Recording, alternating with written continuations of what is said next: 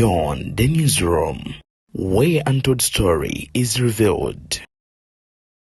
Ku BTN Media Beyond at the newsroom gwe mukutusema kutukuoligwa mulungi agenda maaso n'okubanga otulaba ate era ng'otugoberera mu bitundu by'eggwanga lyattu Uganda eby'enjawulo. Nzedde niyo ogenda maaso n'okubanga nkutuusaako ensonga z'essamasonga zonna nga bwe zitambula mu ggwanga lyattu Uganda kw'oteeka ensi yonna okutwaliza awamu. Weewaawo mbalamusaako naddala mu bitundu by'eggwanga yonna gye muli. Ensonga nnyingi ezigenda maaso Kyalwadaaki His Excellence Robert Kyagulanyi Ssentamu the Ghetto Gladiator Bobi Wine n'ekibiina kya National Unity Platform bamaze okubeera nga balonda cabinet egenda okubanga ate ekulembera emyaka gino eno 5 era nga musajja mukulu Ebuvanjuba nebugwanjuba ewaka wasigalawo ewasinga. Beyond the newsroom gwe mukutu ogukuleetera ekyo ekisinga katiranga naffe ng'oyita ku noti 771 44 53 ne noti 744 26 45 na bino bikulu tetulanga bafere tetulanga basawo ba kinnansi n'abagwa mu koowe eryo mwebale kutuwagira. Thank you. nga musajja mukulu amanyikiddwa nga Joel Senyo Besekez azzeemu okubanga alya ekya leader of opposition. Ono nno yagenda okulemberamuko emirimu gya parliament wali eri oba emirimu gya opposition wali eri mu parliament eye-12. Joel Senyonyi, we can say congratulations to you n'abalala bangi. Baani abo bobadde osuubira, baani bobadde olowooza abali ku listi, abatabaddeeko n'abo abaliko, byonna ngenzi maaso n'okubanga mbikuŋŋaanya kwoteeka okubanga mbikuleetera. Honorable Justin Namere aliko balabudde n'abagamba mulye kamanyi ng'akoza n'owebbwa wuno Bishop Lyantonde akiguddeko oluvannyuma lwa mukyala we okuzaala mu ex we abalongo. Ono n'agamba mbu enkwaso simanya baazijjamu ex we ne bazimukuba naye nga teyeegattanga naye ne ŋŋamba oh wow kyajja kitya. Omusajja addukidde mu mateeka gagende maaso n'okubanga oba oliawo gamuyamba. Byampuna naye ate nga bituufu. Kakati nno gwe ensonga zompitirivu zenkuleetedde wabula njagala okusaba n'obwombeefu obw'ekika ekya waggulu vidiyo eno sooka ogimpene like. Wejja like ejja kudduka emisinde mingi etuuke ku research n'omu agende maaso n'okubanga agifuna ate era mu ngeri y'emu naawe bw'obanga gwe mulundi gw'ogusosola vidiyo zaffe njagala okusaba gwe muganda wange mwonyinaze agende maaso n'okubanga ondaba kwoteeka otugoberera twegatteko mu butongole ng'osubscribinga ku Beyond the Newsroom obeere ng'ate ensonga zonna ozifuna malidadi sana malidadi kabisa.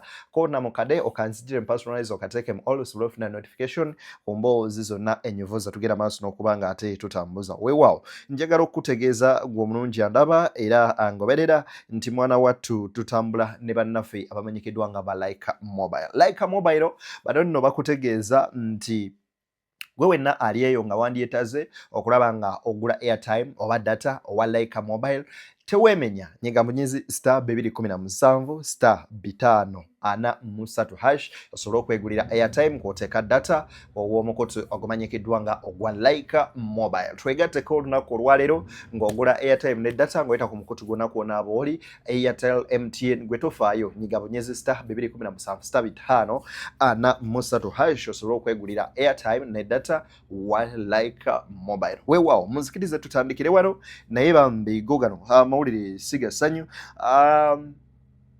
Munnamawulire munnange mukwano gwange gwe nasoma naye amawulire amanyikiddwa nga Masi Momo avudde mulamu ensi eno kitalo nnyo nnyini ddala era ntuusa okusaasira kwange eri famire ya Nantale Mase Susan yatuvuddeko olunaku olw'eggulo era bambi wakuumuzibwa ku bijja by'abajjajjaabe olunaku lugenda balwa essaawa 8 wali eri eyiganga ku kyalo Iganga Buseesa ku kyalo ekimanyikiddwa nga Ebulanku. So bambi yatuvuddeko Mase ebyakusobako Mukama ekyamazima amatuufu akusonyiwe naye you have been a good person and si kirungi nnyo okuvibwako omwana omuto bw'ati atatulekedde yadde ekifaananyi kye tulisigaza mu bulamu bw'ensi eno. Weewaawo nzikirize ate mbawe ekiri ku kitebe kya NUP we tuba tutandikira ensonga zino. Anatukulembera mu lutabaalo mu palamenti era nga babadde akola ye Honorable Joel Senyonyi. Bannakibiina kya National Unity Platform babadde balindirira nga omugole alinde ennaku z'embaga okubanga zituuka bababuulire ani agenda okuddamu okukulembera ekibiina ekya National Unity Platform mu Parliament. Bw'atyo Secretary General w'ekibiina kino amanyikiddwa nga David Lewis Rubongoya alangiridde George Ssenyonyi Besekezi nga leader of opposition ate yagenda okukulemberamu omulimu guno ogw'enkyukakyuka naddala mu kisanja kye twolekedde ekya kino kyennyini ekya 2026. Jjukira nti ekisanja ky'aba leader of opposition kiba kya myaka 2 n'ekitundu. So for these 2.5 years Robert Kyagulanyi Ssentamu ne NUP balonze George Ssenyonyi Besekezi okukulemberamu opposition mu Parliament. Tweyongereyoko wano katini nkuweeno video mu byonna obawulire bonna Nuupu beeronze. The leader of our parliamentary team is none other than Honorable Joel Ssenyonyi, the chairperson of that committee for local government accounts, who is Honorable Betty Namboze Bachireke.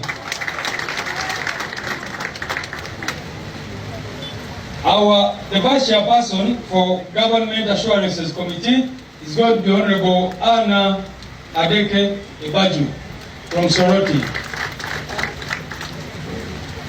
And the chairperson of that committee, Government Assurances Committee, is going to be Honorable Zake Francis Buteli from Jobani.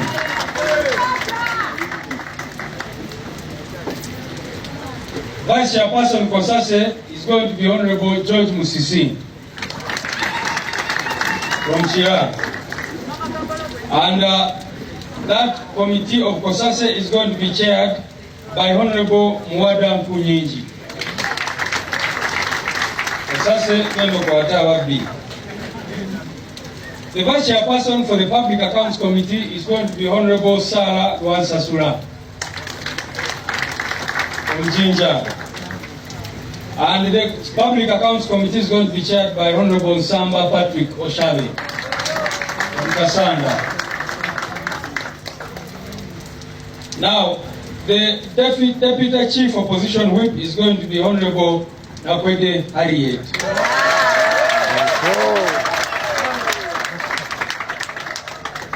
And the Chief Opposition Whip is going to be Honorable Paul Mwiru.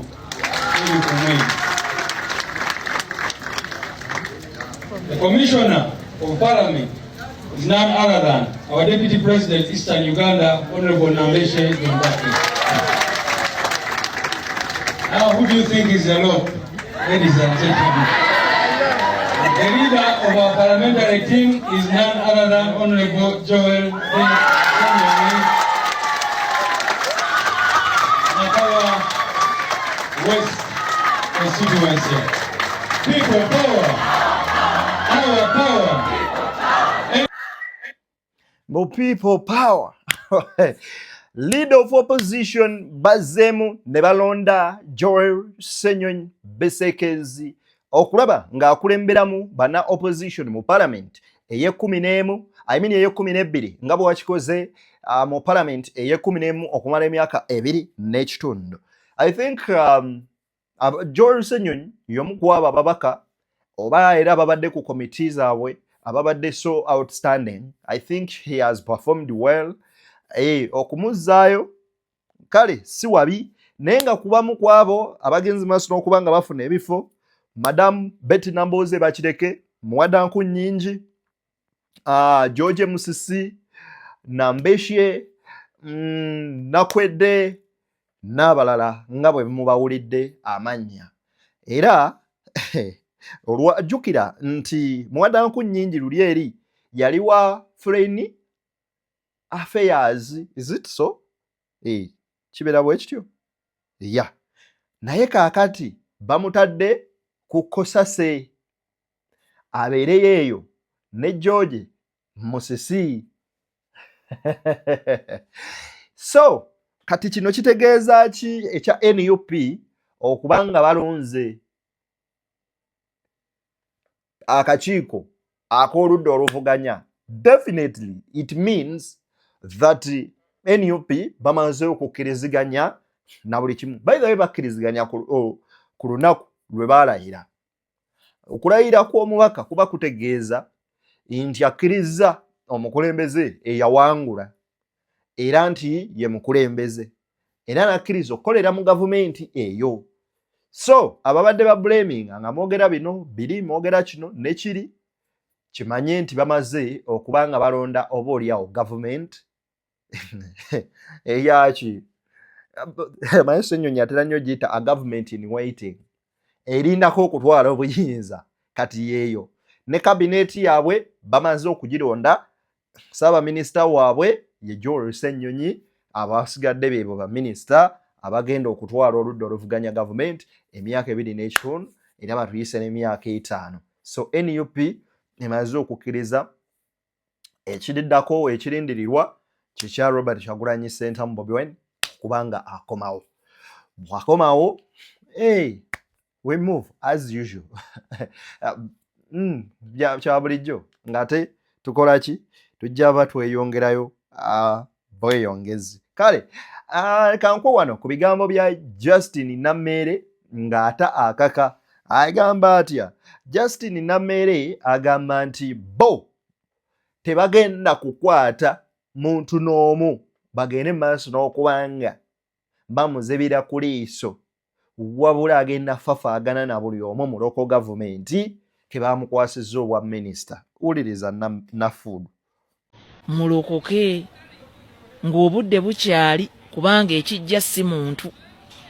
Ekyo kyomba buulire tetugenda tukooye okulaba pulezidenti nga alinga aziifu beega ayina okwegayirira abantu okukola bye bayina nedda. Tugenda kuteeka eggwanga mu layini, bannayuganda bafune ku mirembe ne pulezidenti afune ku buwoolero ne kaseko ku matama ng'alaba nti kye yalwanirira ebbanga lyonna abantu be bafuna obuweereza. Baba bakuwadde akawumbi mu siteyo eyakwalula esiridde bw'otandaga enguudo ezo ze wakola ziriwa? Saagala biwandiiko, seeyina kyeneetaaza biwandiiko ebyo mubipalapalanya mbamanyi. Gwe kwata oŋŋambe gurupu z'abakyala 10, gurupu za bodaboda zafunye ssente ng'ondaga gurupu. Tonnyinyonnyola nnyo gwe ndagaani yafunye. Ojja kulowooza nti ozimbye apartment naye oli ku borrowed time. Ojja kulowooza nti ozimbye amawoteeri, ozimbye biki naye you are operating on borrowed time. President Museveni atuyamba buyambi kuba ogugwe yagukola dda. So nze wendi ffe tuli ready to work. Senior Minister naye ndaba nga muntu abaddeyo tubadde tukola naye eyo mu by'okulondoola. Abadde ajja bambi n'akola zibbaraza, nze eza Greater Masaka zonna natambula naye n'eyeewa Kiso. Abadde agezaako Honorable Balamu okubeera in touch n'omuntu wa wansi ate to the best of my knowledge nze mumanyi ng'omuntu atali mubbi. So tugenda kukola nnyo, tugenda kukola bannayuganda balabewo enjawulo okwemeza kungi mu local government. Obubbi, obulabbayi, obukenuzi. Honorable Nammere agambye mulokoke. Ageze n'azijukiza. I think it was 2023 nali covering amawulire agamu ku district yali y'Ekyankwanzi eyo. Yes. 2023. Yeah, 2023. Twali ku balaza. Bantu mwemba sesaji. Baleeta nga basoma ensaasanya gye basaasaanyizaamu ssente nga bazimbye pit latrine ya miliyoni 15. A latrine of 15 million. Ne tuweebuuza toyi kika ki gye bazimbye? Is it a mobile toilet nti bwegira yeekamula yokka for 15 million? Yate olaba baagulako tanka ya miliyoni 10. Awota tanka ey'omutwalo gumu. Ekyamazima amatuufu nti tulabye kye bayita misuse of what? Public funds. Era lwakuba ebimu Nammere asobola okwogera okusanyusa abantu n'okubeera nga akola atya ng'alaga nti agenda kukola nnyo, yet there is nothing much we should expect from them. because that is a song of the day. Buli ajja lwe luyimba lwayimba. He who started it will accomplish it. Eyatandikawo enguzi alina okugisaanyaawo. Who is that person? Mwenna mumumanyi. Naye ekyamazima amatuufu tusanze abantu nga beekolera bye baagala. Wano mbalabye nga batandika zi town councils naye ng'ekkubo lirina kuyita wano ne bali divertinga ne liyita eri olw'okuba wano babawaddewo ssente. Oluguudo lubadde lulina kubeera lugazi bwe luti ne balusala almost meter number oba centimeters 100 oba 5. Ogenda okulaba nga width yalwo teri on standards okusinziira ku ki ekiri ku paper. Kwegamba obulyako obukenuzi be baana baliwo mu gavumenti ya kuno, most especially mu zi local governments. Wano babadde mu migundi gino myoga nga basooka bagamba abantu nti muleeteeyo gundi eno bweti, nga bagamba nti tugenda kuwa akakadde ate sooka ogireete 5, kati we bamala nga ate bakuwa akakadde nga basooka bakusalako 15, ogenda na 85 ewaka. Ebyo byonna mugenda bikwasaganya mutya? SACCOs abazitondawo beeriira ssente bokka. Nze that's why one day nakubira abantu ne bagamba saagala kuddamu laba linnya lyange nga mulitambuza muwogo gusimanyanga dash Journalists Association. Siriimu munzije mu group gwammwe, nze siriimu, saagala ssente zammwe. Lwaki? Bazikwata ne bazeegabanya abantu ab'ebitundu, omu n'atwala miliyoni 10, omulala 7, omulala 15, ne basooka bagabana 3 ge bajjayo ku miliyoni 10 zonna. Teriyo mwana ali awo nti local journalist yafunayo yadde miliyoni 3. Abaziyamu, it was just a clique of people.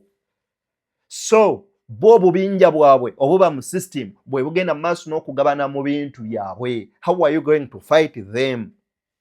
Ebyo bye bimu ku bibuuzo Bannayuganda bye beebuuza. Kitalo, wuliriza, ono omukyala wuuno yazadde abaana mu ex-we nga yali amaze ebbanga nga mmye omwami we waka Kaboozi. Kyokka kati yeekwasa nti enkwaso baazima kuba bukubi. Njagala owulirize bino ebigambo. Sooka owulirizeko wano kati. Nangamba funa abaana era naddayo eyo mu ddwaliro lyerimu ne bampa abaana abo abalonga abafuna twafuna enkwaso ezono mwami ex wange nali mwagala 2 Bishop Abudo Mugisha Salonga akulira kanisa ya Holy Gospel Deliverance Church yantonde sangiwe kaliro awo nekiriza abatuze balumiza mukazi we ndi kubana basatu kuli n'abalongo mu kyalo bazala tukuli we ategize nti bamuzire mu kyalo Pastor Masi Mugisha muvumi banga ndi kyokango obulomi bwali nanti kubana butalinako nomo yali mbaddeko ku kitanda ng'olubuto lumuluma nenkuba olubuto wansi bwenti dokita alongoosa nsaba mukama omukazi tafa nazaala n'owokubiri nazaala ng'abaana basindikira tekuli wange n'ogu nga tekuli wange naki n'omu. Bino Mugisha byogedde mu lukiiko olukubiriziddwa ssentebe George William Kafeero ng'agamba n'ensonga eno emunyiga okufa. Abaana mbaleze, abaana mbakuzizza, kati nagenze okulaba nga tebwali bwenzi waliwo kiddiri ekyalo ekinjijja ku kanisa era obulamu bwange tebuli safe. Bishop Mugisha yalumiza mukyalo okwekuba n'asikaali okumugobanga n'emigga ekiro ekimalako emirembe. Nangoba n'asikaali oba asikaali baali bamutumye kumbaka simanyi kama yamanyi saawa zagigenze mukaaga mukafule enziruka ez'ekiro ngijja nsaliriza mukana akantu ka Ronadiki lutaako ke yasiba bwe kati ngijja nteekinga omuki kava. Pastor Masi wasituse okugerageza nkituufu abaana si baba wabula bafuna enkwaso okuva ku yali muganzi we ze baamukuba okufuna embuto z'abaana bano baleme okumugoba mu kika kuba bali bamuyeeya olw'obutazaala. Nangamba funa abaana era naddayo eyo mu ddwaliro lyerimu ne bampa abaana abo abalonga abafuna byonna bijje twafuna enkwaso ezono mwami ex wange nali mwagala 2 Bafuna abaana abo abaki abalongo. Naye ngenza okusanga nga abasajja abo bakyamukozesa akyabalina nga n'essimu beekubira.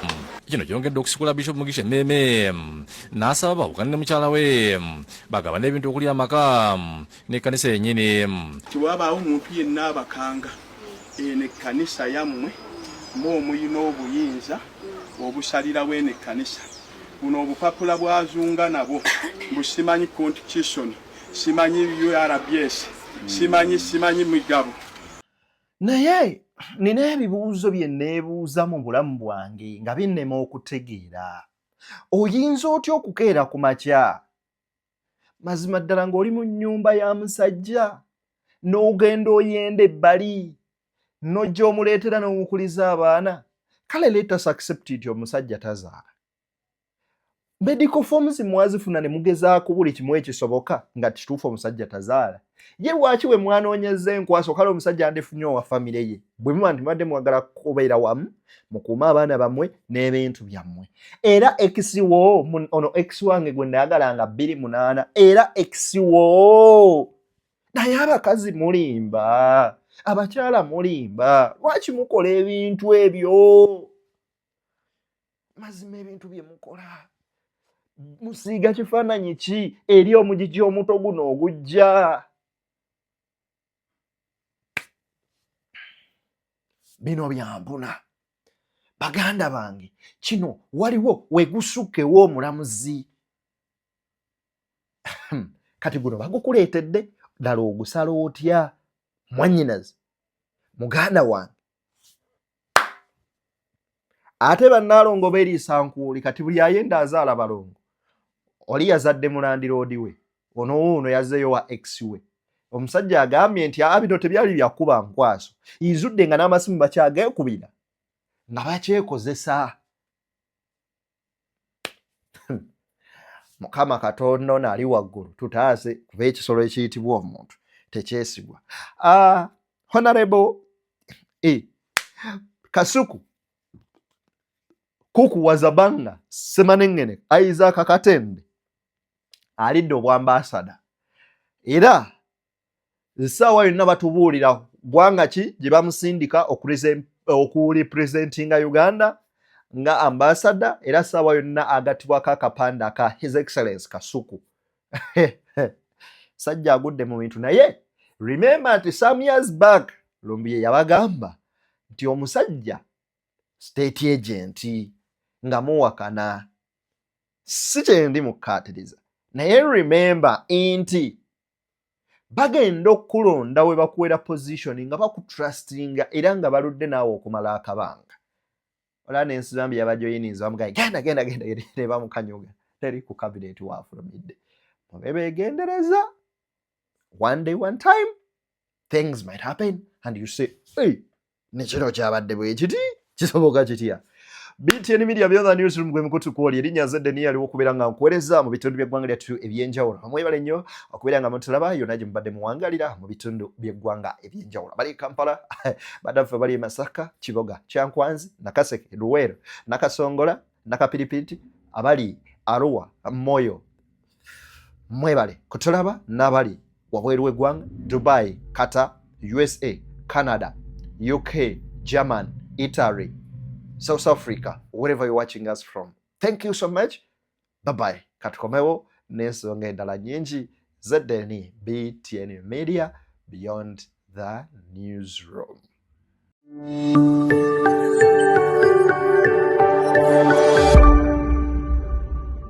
Beyond the Newsroom, where untold story is revealed.